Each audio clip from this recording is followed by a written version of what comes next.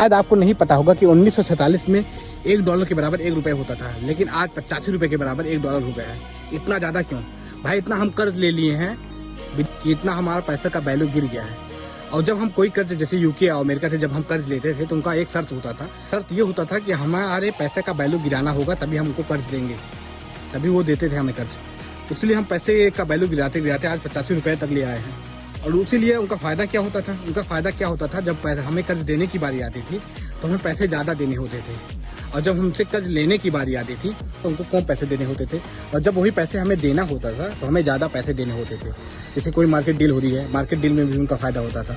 जैसे हम कोई उनके यहाँ का एक रुपए का प्रोडक्ट है तो हमें 85 रुपए देने होते थे, इसलिए तो उनको मात्र $1 में 50 रुपए का सामान यहाँ से खरीद लेंगे। तो भाई उनको चारों तरफ से फायदा हो रहा था। उसकी वैल्यू इसीलिए बढ़ाई जा रही है ताकि हमारी डॉलर को हम तोड़ सके अच्छे तरीके से।